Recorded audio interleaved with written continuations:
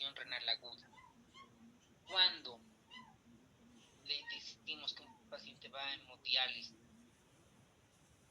Cuando el filtrado glomerular es menor a 15 y también hay una hipercalemia, una acidosis metabólica. ¿Ya? Acidosis metabólica refractaria al manejo médico. Refractario. Encefalopatía del pulmón. Eso, muy bien. Puede encefalopatía, aquí también puede entrar como edema agudo de pulmón no cardiogénico. Aquí de sobrecarga hídrica. Sobrecarga hídrica, uremia. Y podemos poner como hipercalemia. Hipercalemia refractaria al manejo médico. ¿Okay? A, E, I o U. La intoxicaciones farmacológicas también. Sí, dentro de la I también va intoxicación. Totalmente de acuerdo. Hipercalcemia también, doctor. No tanto, pero sí. No es una indicación, digamos, que manejamos todos los días, pero sí, no puedes generar. Ahora, como ustedes verán, la uremia es un dato clínico para que un paciente vaya a hemodiálisis. Pregunta para ustedes, ¿qué dice Harrison? ¿Con cuánto de NUS o BUN un paciente requiere terapia de reemplazo renal? ¿Cuánto? Menor a 100 miligramos en 100 ml, doctor. Ya, debería ser mayor, ¿verdad? Mayor a 200. Ya. No hay un dato exacto. No hay. Simplemente los libros van a encontrar como aumento de NUS o cuerpos nitrogenados o algo así. Lo que manda acá es las guías CADIG. Pero nosotros vamos a encontrar indicaciones de hemodiálisis. Doctor, había una relación bueno, he leído en algún momento, de la creatinina cuando está 1, el NUS o el nitrógeno ureico está a 40, y si es 2 estaría 80, y si es 3, 120. ¿Estaría bien esa relación? No, esa relación de 21 es para ver la relación si es prerrenal o renal. No es tanto para ver los valores entre creatinina y NUS. No está tan relacionado, pero es sobre todo para ver si es prerrenal o renal. Ahorita vamos a ver eso. Les quería comentar las indicaciones de hemodiálisis. Hasta ahora, donde yo recuerdo, no hay una indicación como tal en cuanto al NUS. Algunos decían más de 100, otros más de 150, para ver. A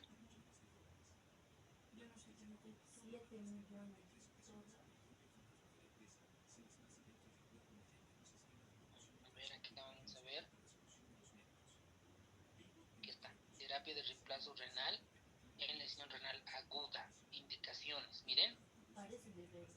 Habíamos comentado de sobrecarga hídrica.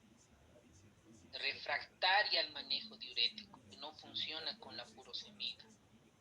Hipercalemia, potasio, más de 6.5. Manifestaciones de uremia, miren, no hay un punto. No dice el BUN, el NUS, la urea, más de cuánto, no dice. Eso he buscado ampliamente. En algunas decían de 100, otras 150. No hay un dato exacto, pero tiene que haber clínica, por ejemplo, de pericarditis, encefalopatía, un deterioro inexplicable del estado mental. Y lo que ustedes habían comentado, ¿no? Una acidosis metabólica refractaria al manejo, en cuanto de pH menos de 7.1. Y lo que decía la doctora, ¿no? Medicamentos, intoxicaciones por alcohol y drogas. Estas son las 5 indicaciones para que un paciente vaya a terapia de reemplazo renal. ¿Ok? Muy bien, doctores. Están bien. Yo creo que me estoy tomando mucho tiempo. Bueno, voy a acelerar. Eso es lo que decía el doctor, la relación. ¿Bien? Para que sea prerrenal, podemos hacer la relación entre BUN o entre esta está más de 20, esto nos arroja que pudiera ser lesión renal prerrenal. Un FENA menos del 1%, cilindros hialinos, densidad urinaria más de 1.018 y una osmolalidad de orina más de 500, eso nos arroja prerrenal. ¿Ok? Prerrenal.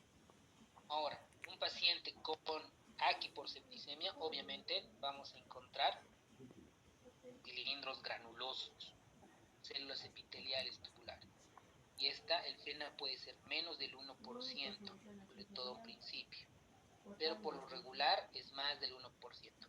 El sepsis, la lesión renal aguda en sepsis, normalmente suele ser mixta, prerrenal y renal. En isquemia, el FENA es más del 1%. En rhabdomiólisis puede haber un FENA menos del 1% y en hemólisis lo mismo, que ambos son aquis por nefrotoxina. Muy bien. Y dentro de las exógenas vamos a encontrar que la nefropatía por medio de contraste, la creatinina eleva de 1 a 2 días y un nivel máximo de 3 a 5 días que habíamos comentado.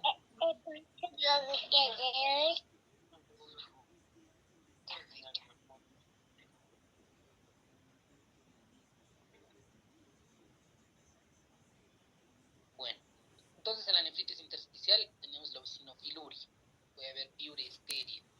Y otras causas en glomerulonefritis, obviamente pedimos todo el perfil reumatológico que habíamos comentado.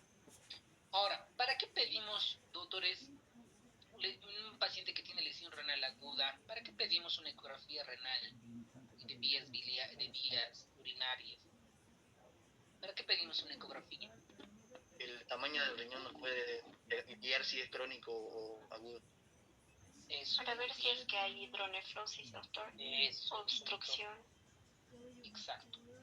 Entonces, aparte de que le pidas creatinina, NUS, sedimento urinario, le vamos a pedir una ecografía renal y de vías urinarias. ¿Para qué?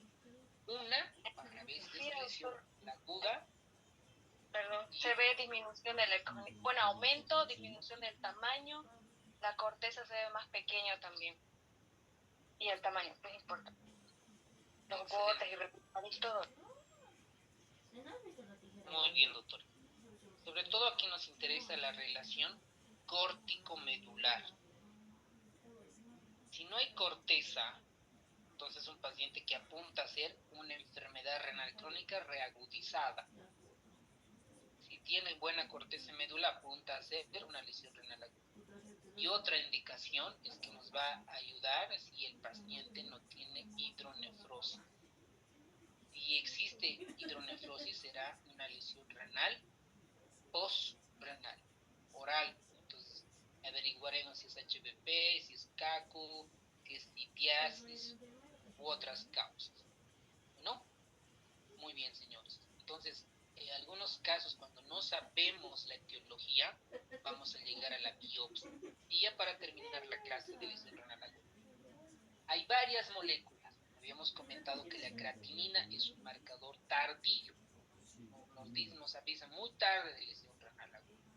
Para eso se han estudiado varios biomarcadores.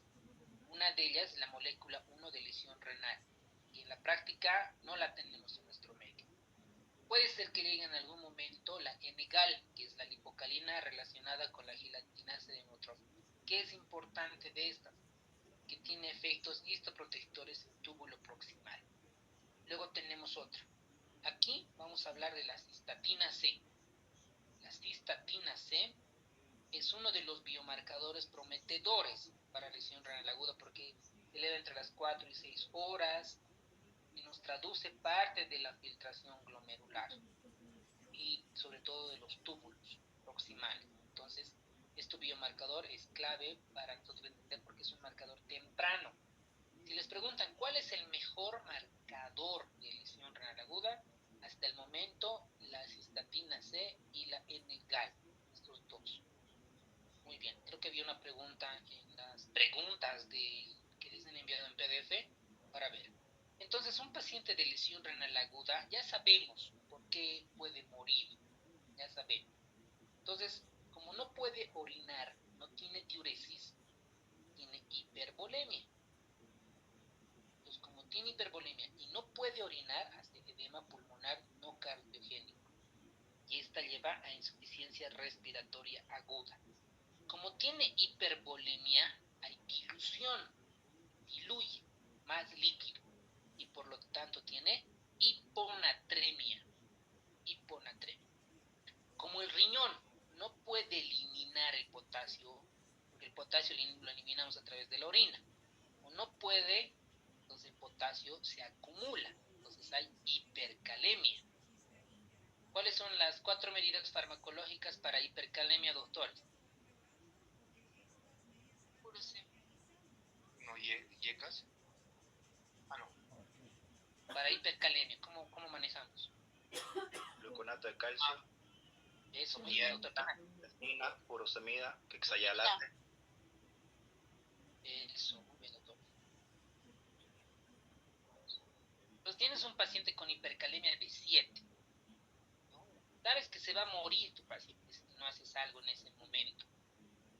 Se va a morir, porque la hipercalemia mata rápido, meto la zona. Entonces lo primero es administrar el gluconato de calcio, 1 gramo, y B, STAT, en ese momento hipercalemia. Beta 2 agonista, albuterol, salbutamol.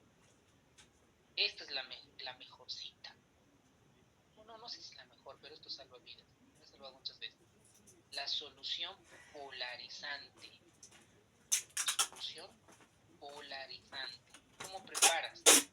10 unidades de insulina cristalina más 10 más 500 cc de solución dextrosa al 10%.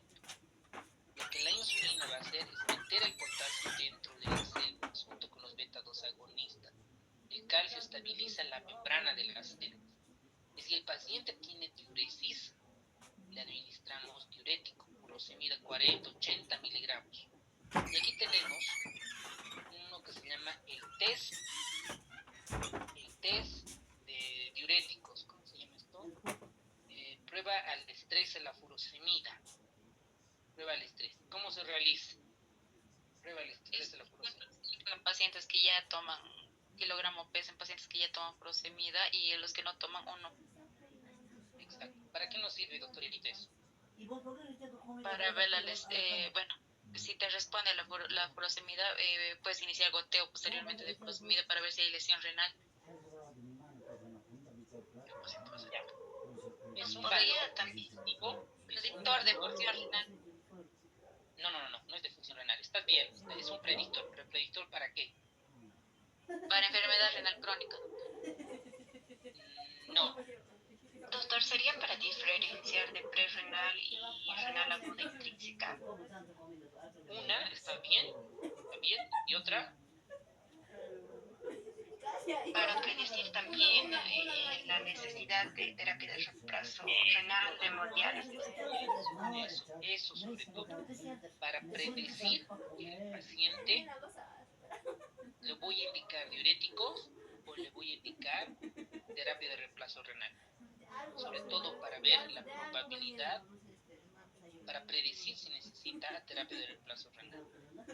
Y esta funciona así, creo que en algún momento he explicado una de esas clases. Esta, que es el estrés de la furosemida. Pacientes con adecuada resucitación, donde le hemos dado, está indicado, el paciente tiene recarrético, está bien hidratado. Persiste la oliguria. ¿Cuánto es oliguria, doctores? Por definición. No la conciencia,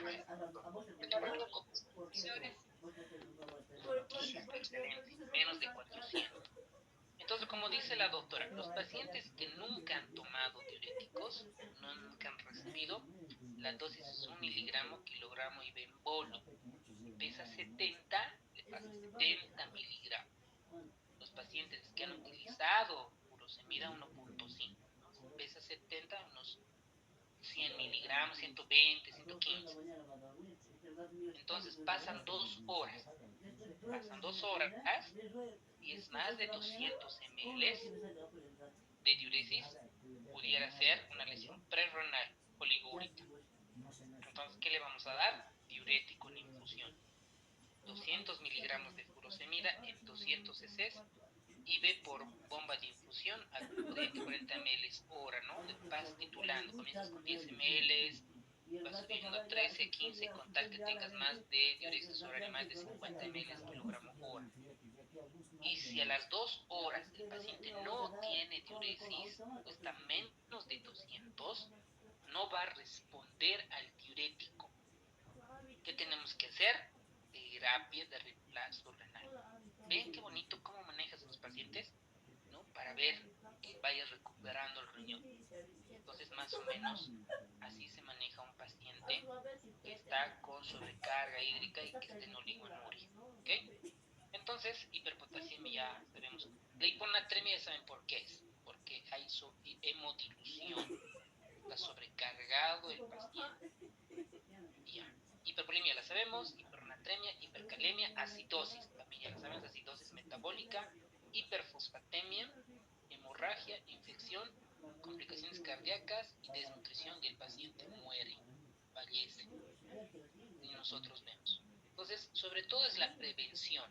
Sabemos que nuestro paciente tiene diabetes, hipertensión, debemos cuidar jamás de los jamases, mantener hipotenso a los pacientes.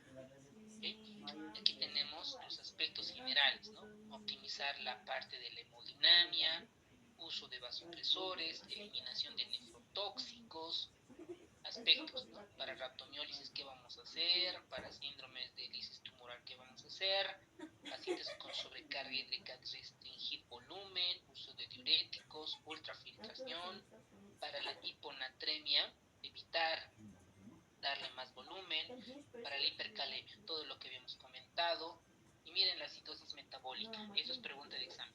¿Cuándo vamos a dar bicarbonato? Cuando el pH esté menos del 7.2.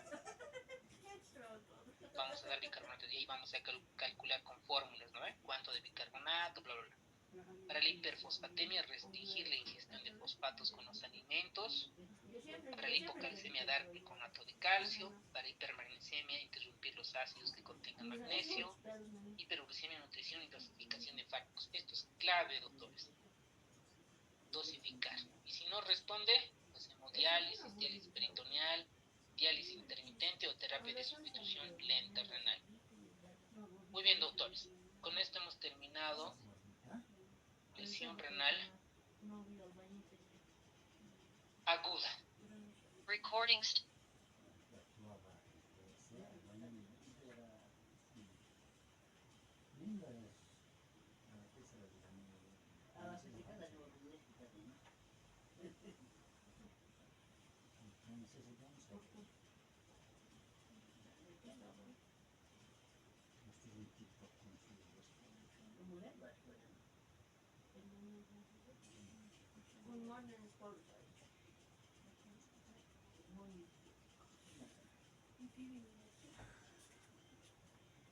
Muy